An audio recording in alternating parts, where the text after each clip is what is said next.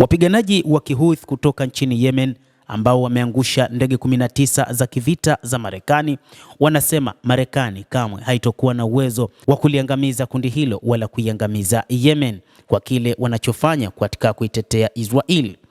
Ikumbukwe kwamba Wahouthi wameapa kwamba watawatetea Wapalestina waliopo katika ukanda wa Gaza wanaoteswa na makombora ya Waisrael, na wakati huo Marekani ikaona njia pekee ya kuweza kuwazuia Wahouthi kupambana na Israel ni kuangushia makombora pamoja na ndege zisizokuwa na rubani.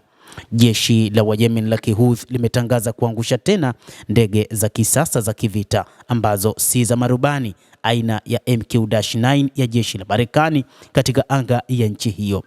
Kitengo cha UAV, ndege zisizokuwa na rubani cha jeshi la Yemen kilitoa taarifa hiyo kuthibitisha kuangushwa kwa drone hiyo. Taarifa hiyo imeeleza kuwa hatua hiyo ni jibu kwa uvamizi unaoendelea kufanywa na Marekani dhidi ya Yemen pamoja na mauaji ya kikatili yanayoelekezwa kwa watu wa Yemen pamoja na wale wa Palestina katika ukanda wa Gaza. Gharama za wastani za kutengeneza droni moja aina ya MQ-9 inakadiriwa kufikia dola milioni 33 za Marekani, jambo linalomaanisha kuwa Marekani inazidi kupata hasara, na hadi wakati huu zaidi ya dola milioni 600 kutokana na kuangushwa kwa ndege zake za kisasa nchini Yemen imepatikana.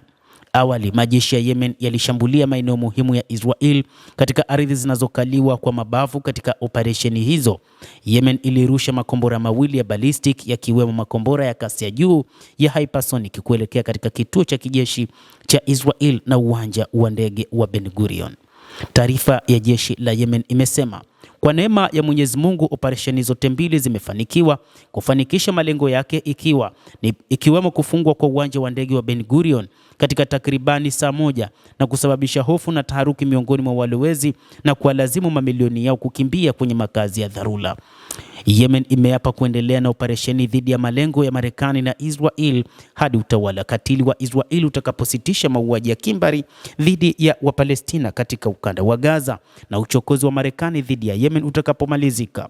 Aidha, taarifa hiyo imesema adui Israel pamoja na Wamarekani wanapaswa kutambua kuwa Yemen, ikiwa inajumuisha uongozi wake, wananchi wake na jeshi lake, haitorudi nyuma katika msimamo wao madhubuti wa kuiunga mkono na kuisaidia Palestina inayodhulumiwa kimaadili na kibinadamu bila kujali athari au matokeo yake. Operesheni hizo za kulipiza kisasi zimefanyika muda mfupi baada ya Marekani kufanya mashambulizi mapya ya anga katika mkoa wa kati wa Al-Baida pamoja na mikoa ya Saad, Hudaida na Bani Matar. Raia kadhaa waliuawa kutokana na makombora hayo ya Marekani pamoja na baadhi ya ndege zisizokuwa na rubani. Marekani mara kadhaa imekuwa ikitumia ndege zake za MQ-9, ndege za kisasa zaidi, na mara kadhaa imeweza kufanikiwa katika operesheni zake, licha ya kwamba Wayemen wameweza kuzidungua, na hadi wakati huu ni ndege 19 ambazo zimedondoshwa za MQ-9. Endelea kuwa nasi mtazamaji, na usisahau kulike, usisahau kucomment, kadhalika na kusubscribe channel yetu hii ili upate habari hizi kwa mapana hapa The World News. Naitwa Adam Hussein, endelea kuwa nasi wakati wote.